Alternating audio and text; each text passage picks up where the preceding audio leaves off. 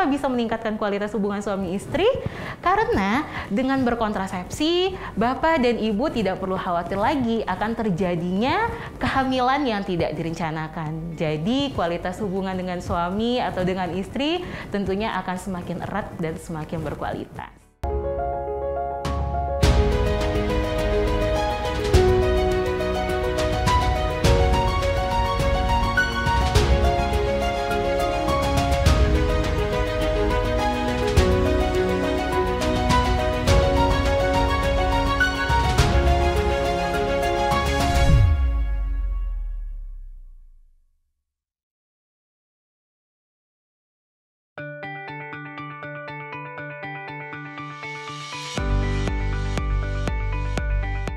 Ingin menunda kehamilan tapi masih bingung pilih pil KB, suntik, atau IUD?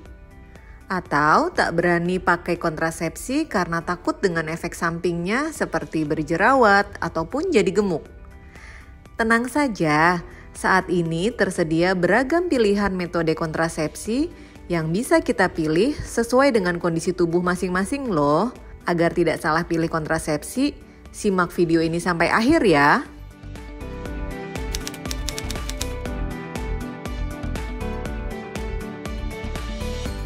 Jadi mencegah kehamilan itu merupakan fungsi dari alat kontrasepsi.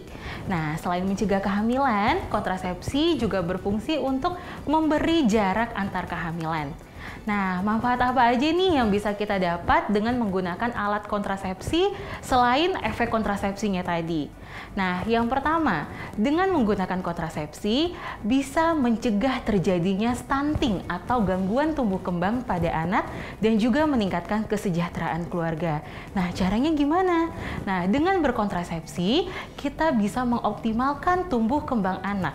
Nah, tadi kita udah bahas kalau fungsi kontrasepsi adalah memberi jarak antar kelahiran atau antar kehamilan, sehingga orang tua bisa berfokus pada tumbuh kembang anak yang baru dilahirkan.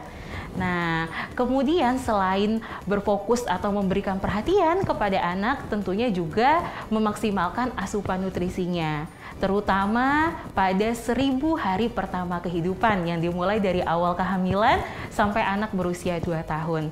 Nah, selain itu, apabila jaraknya nih sudah optimal, jaraknya sudah cukup, maka tentunya akan mempengaruhi juga ke kondisi ekonomi keluarga pastinya.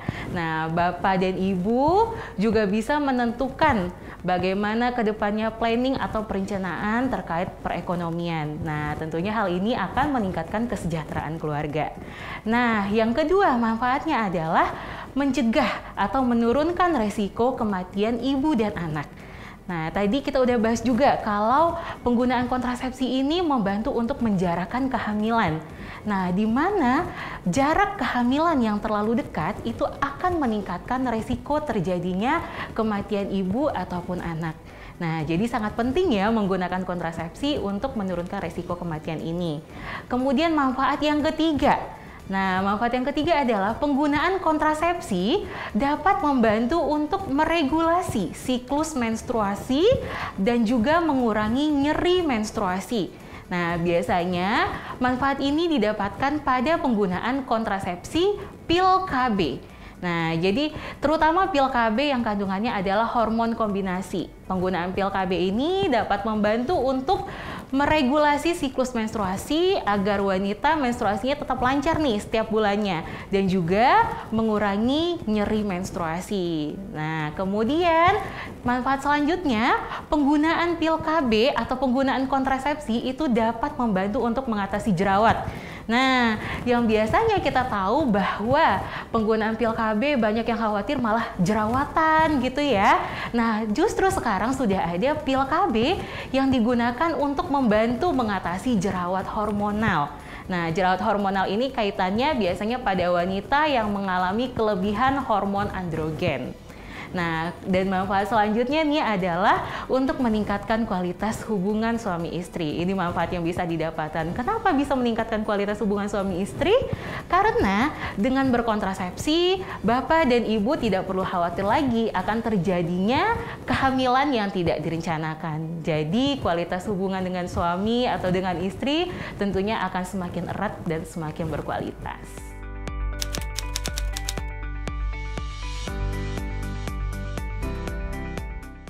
Kontrasepsi untuk cara kerjanya tergantung dari jenisnya nih. Jadi kontrasepsi ini secara umum terbagi dua. Ada kontrasepsi hormonal dan ada kontrasepsi non-hormonal. Yang pertama kita bahas dulu dari yang hormonal. Nah, ada dua hormon yang terlibat pada kontrasepsi hormonal, yaitu hormon estrogen dan hormon progestin. Cara kerja dari hormon estrogen, dia nantinya akan menyeimbangkan si progestin dan mencegah pematangan sel telur, sehingga tidak ada sel telur yang dihasilkan atau dilepaskan. Nah, sedangkan cara kerja dari progestin sendiri itu dia mencegah ovulasi atau pelepasan sel telur, kemudian juga mengentalkan lendir pada serviks ataupun leher rahim sehingga menyulitkan sperma untuk masuk ke dalam rahim.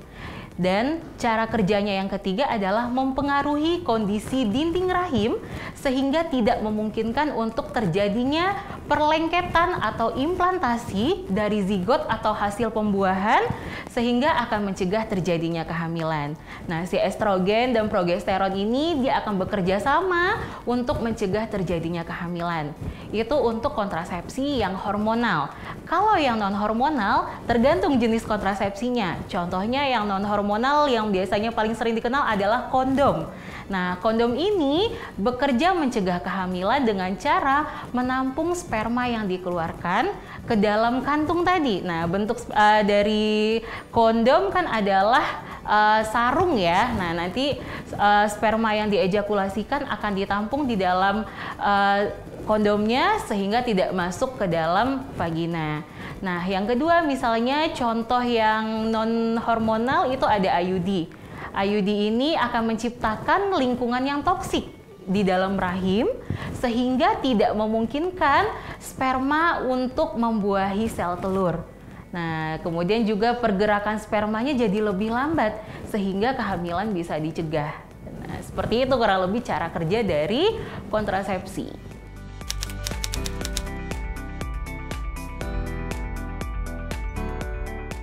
Nah, ada apa aja nih jenis-jenisnya? Yuk kita lihat bareng-bareng. Yang pertama untuk kontrasepsi hormonal. Yang biasanya paling sering dikenal itu adalah pil KB. Nah, ini ada pil KB. Pil KB ini ada macam-macam. Ada yang isinya 28 pil, kemudian juga ada yang 21 pil. Nah, kemudian pil KB sendiri itu juga terbagi atas pil KB kombinasi yang kandungannya ada dua hormon, hormon estrogen dan progestin, dan ada pil KB yang hanya kandungannya hormon progestin saja. Nah, contohnya seperti ini yang kombinasi ya. Nah, ini yang kombinasi, dan untuk yang kandungannya pil progestin aja, ini contohnya yang ini. Pil progestin ini biasanya khusus untuk ibu menyusui. Nah, kemudian selain itu juga selain pil KB yang reguler, juga ada pil kontrasepsi darurat. Nah, ini digunakan pada kondisi yang darurat aja nih. Nah, kemudian jenis kontrasepsi hormonal yang selanjutnya itu ada KB suntik. Nah, mungkin bisa dilihat di sini ya, ada berbagai macam KB suntik, mulai dari yang 1 bulan, 2 bulan, dan 3 bulan. Jadi masa perlindungannya macam-macam sesuai dengan kebutuhan ibu-ibu di rumah. Nah, kemudian tadi udah pil KB suntik. Selanjutnya yang hormonal ada implan atau mungkin yang dikenal dengan KB susuk. Nah, ini juga termasuk kontrasepsi hormonal. Dia akan melepaskan hormon juga. Nah, kemudian ada kontrasepsi non-hormonal. Kontrasepsi non-hormonal contohnya adalah yang paling banyak digunakan juga kondom. Nah, kondom ini ada banyak sekali variannya, bisa digunakan sebagai kontrasepsi untuk perencanaan keluarga. Nah, yang non-hormonal lainnya itu ada IUD. Nah, IUD ya. IUD ini macam-macam, perlindungannya dari mulai 5 tahun sampai 10 tahun.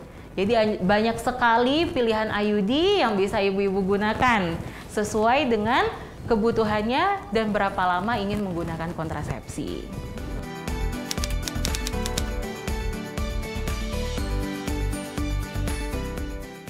Nah, jadi untuk memilih kontrasepsi sama seperti kita memilih pakaian, pastinya yang paling cocok dan paling nyaman digunakan.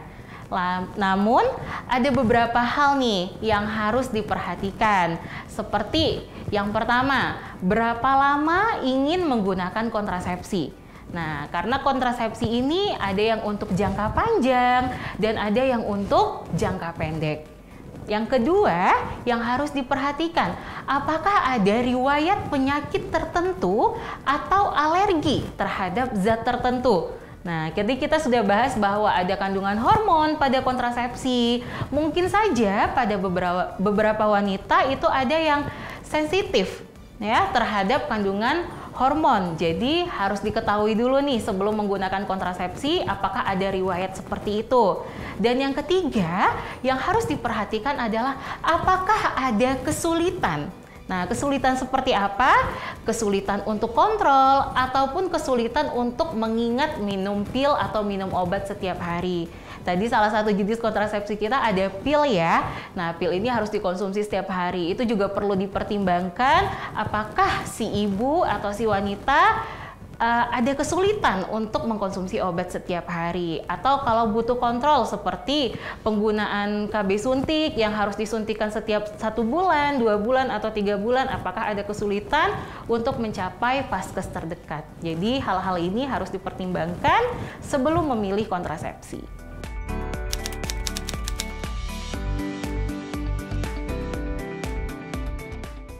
Kontrasepsi bisa digunakan oleh semua wanita usia subur.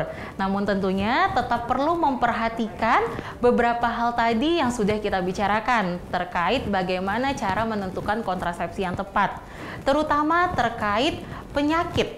Nah, jika seorang wanita menderita penyakit tertentu, misalnya nih seperti hipertensi, kemudian diabetes, ataupun ada kanker, nah, hal ini harus dikonsultasikan terlebih dahulu dengan dokter. Nah, agar nantinya dokter bisa mengarahkan nih kontrasepsi apa yang paling tepat yang bisa digunakan. Kemudian juga tadi jarak dan kesulitan seperti mengingat pil itu juga harus dipertimbangkan supaya efek kontrasepsinya maksimal dan juga tidak timbul efek samping yang tidak diharapkan.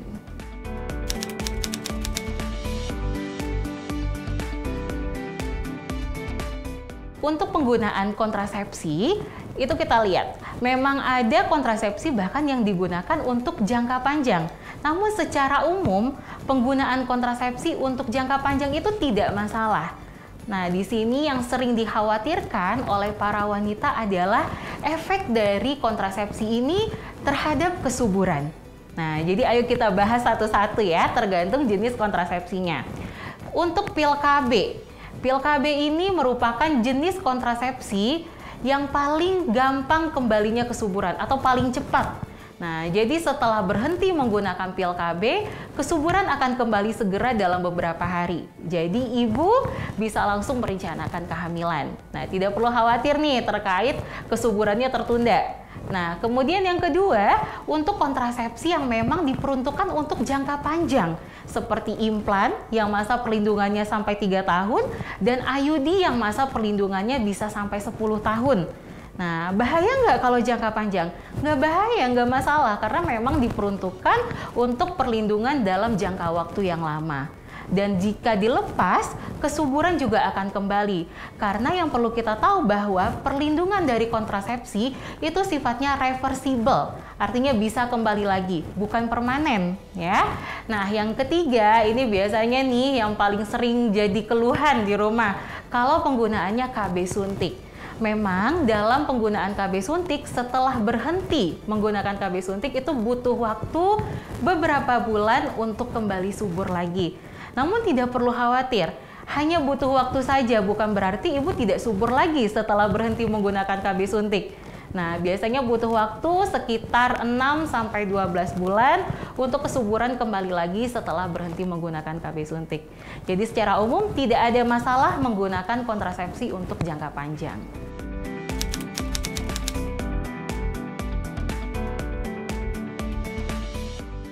Untuk pasangan muda yang mungkin baru menikah ya dan ingin menunda kehamilan untuk jangka pendek. Nah, jenis kontrasepsi yang direkomendasikan ada dua nih. Yang pertama adalah pil KB. Nah, kenapa? Karena tadi setelah berhenti menggunakan pil KB, kesuburan akan kembali segera sehingga bisa langsung merencanakan kehamilan. Kemudian yang kedua adalah kondom.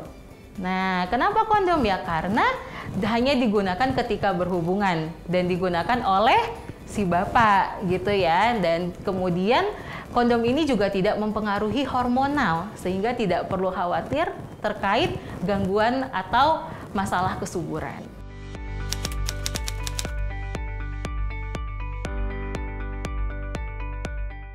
Rahim kering itu dalam dunia kedokteran sebenarnya tidak ada ya istilahnya, karena rahim kita juga tidak diairi seperti itu ya.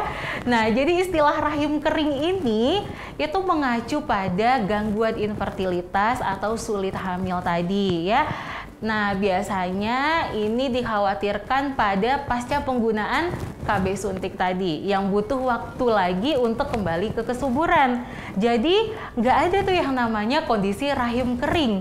Nah, jadi rahim kering itu mitos ya, yang ada hanya butuh waktu setelah berhenti menggunakan kontrasepsi untuk kembali subur dan bisa merencanakan kehamilan lagi.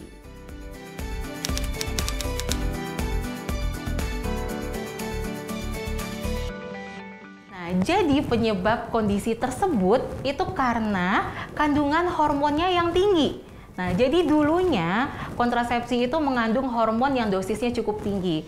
Sehingga kalau dosisnya udah tinggi, maka efek samping yang ditimbulkan juga cukup berat. Seperti tadi, timbul jerawat, peningkatan berat badan. Namun kontrasepsi yang ada sekarang, seiring berkembangnya zaman, itu sudah disesuaikan dengan kebutuhan perempuan masa kini.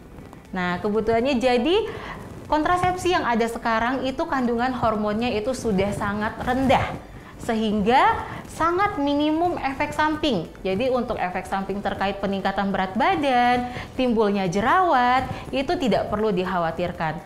Malah ada kontrasepsi yang memang digunakan tadi untuk membantu mengatasi jerawat.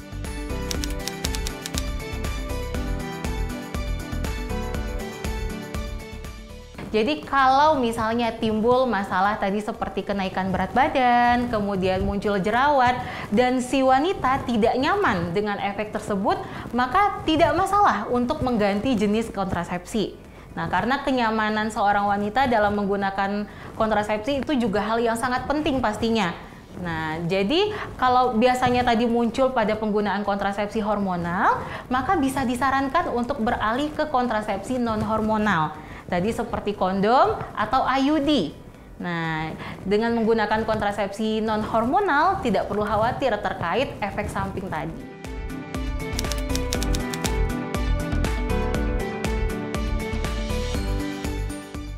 Satu-satunya yang bisa mencegah penularan infeksi menular seksual adalah penggunaan kontrasepsi kondom. Nah, jadi cuma kondom yang bisa mencegah penularan infeksi menular seksual. Pil KB, KB suntik, implan, IUD itu tidak bisa melindungi dari infeksi menular seksual.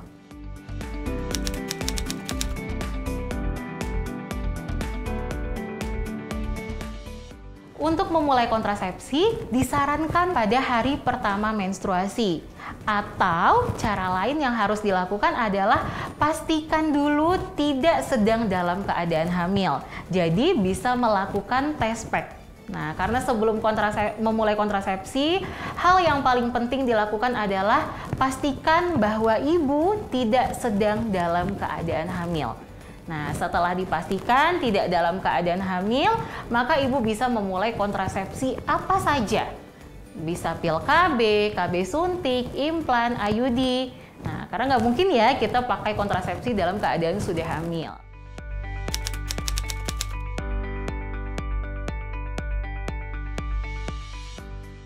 untuk menggunakan kontrasepsi, apa yang boleh, apa yang nggak boleh. Nah, yang pertama kita bahas dari hormonal dulu. Pil KB yang harus dilakukan, yang penting banget nih untuk diingat adalah harus diminum setiap hari pada jam yang sama. Nah, ini yang sering terlupa. Yang penting minum pil, tapi nggak dilihat jamnya. Nah, perubahan waktu itu bisa mempengaruhi efektivitas dari pil KB-nya. Jadi wajib adalah konsumsi pil KB setiap hari pada jam yang sama. Yang tidak boleh dilakukan apa? Pastinya nge-skip dong ya, jangan sampai lupa minum pil KB. Nah, kemudian untuk KB suntik. KB suntik yang harus dilakukan adalah pastikan dulu nih, tidak dalam keadaan hamil tadi. Udah dilakukan test pack atau suntik pada hari pertama. Kemudian setelah itu yang tidak boleh dilakukan adalah pada 7 hari pertama itu sebaiknya menggunakan kondom dulu. Nah, seringnya ada yang lupa nih di 7 hari pertama karena butuh waktu untuk kontrasepsi hormonal bekerja dan efektif melindungi itu sekitar 5-7 hari. Jadi pada 7 hari pertama sebaiknya gunakan kondom dulu agar efektivitasnya maksimal. Nah, kemudian kalau pada penggunaan kondom. Nah, kondom ini biasanya seringnya kesalahan adalah pada penyimpanan. Jadi kondom ini tidak boleh kejepit ya, kejepit atau diduduki, posisinya di dalam kantong atau terpapar panas langsung, itu bisa mempengaruhi kondisi dari kondomnya, bisa menyebabkan kondomnya beresiko untuk robek. Nah, kemudian jadi harus disimpan dengan baik, jangan dihimpit ya. Dan kemudian pada pengguna IUD. Nah, IUD ini dipasang oleh tenaga kesehatan pastinya. Bisa dipasang oleh dokter spesialis kandungan atau oleh bidan. Nah, dalam penggunaan IUD yang harus dilakukan adalah rutin untuk memeriksa nih. Nah, bisa diperiksa sendiri sebenarnya posisi IUD ini apakah ada pergeseran. Nah, pergeseran ini kalau misalnya tidak segera diketahui bisa menimbulkan efek adanya keputihan biasanya sampai adanya infeksi. Nah, jadi ini teman-teman harus care ya terhadap kondisi ini. Dan yang tidak boleh dilakukan adalah ada benang IUD nih, nah itu ditarik-tarik, jangan ditarik. Nah, nanti itu bisa menyebabkan perubahan posisi IUD. Nah, seperti itu. Jadi setiap kontrasepsi itu berbeda-beda penanganannya. Jadi yang penting harus diperhatikan adalah ketika teman-teman mengkonsumsi atau menggunakan kontrasepsi tertentu itu harus diingat jadwal rutinnya, jadwal minum ataupun jadwal kontrol, dan dihindari hal-hal tadi yang dapat menyebabkan meningkatnya peluang kehamilan.